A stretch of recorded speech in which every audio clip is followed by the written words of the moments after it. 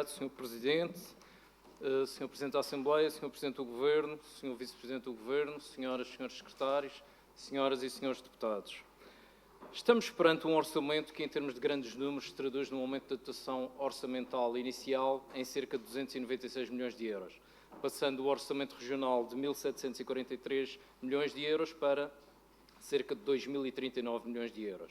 Este aumento de dotação, como sabemos, é resultado de alterações do lado da receita, onde a perda de cerca de 195 milhões de euros de receita fiscal é compensada pelo recurso ao endividamento, reivindicado pelo Governo Regional e autorizado e aprovado pelo Governo da República, no valor de 489 milhões de euros. Este orçamento suplementar que hoje debatemos nesta Assembleia decorre da situação pandémica que infelizmente enfrentamos e ainda temos de enfrentar. E, como tal, nesse sentido, deveria espelhar não apenas as medidas que foram já executadas desde o início da pandemia, mas também a estratégia e as opções tomadas ou a tomar pelo Governo Regional para a retoma gradual da atividade económica, sem baixar a guarda relativamente à ameaça da propagação do vírus e com naturais preocupações também sociais, protegendo aqueles que em situação de maior fragilidade são inevitavelmente mais expostos.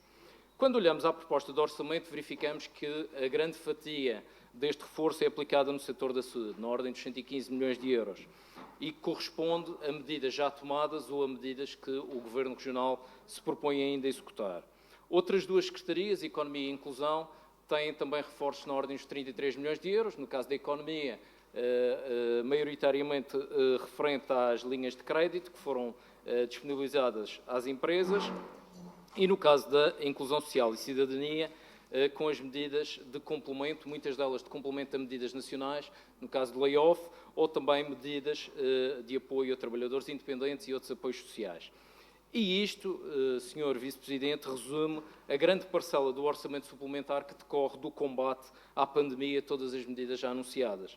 O que não encontramos neste orçamento, pese embora a própria Vice-Presidência tenha um reforço de 76 milhões de euros, é a indicação de medidas adicionais para esta segunda fase de combate, em que importa potenciar a retoma económica e, em simultâneo, evitar que as previsões de quebra de PIB, de subida de desemprego, de falência de empresas, venham a exceder as próprias expectativas negativas que o Governo Regional transmite. Ao longo dos últimos meses, o Partido Socialista apresentou diversas propostas e inúmeras medidas numa atitude positiva, de colaboração e construtiva. Alertamos para a necessidade de existência de um plano de recuperação, mas infelizmente não vemos vertidas quaisquer propostas neste orçamento.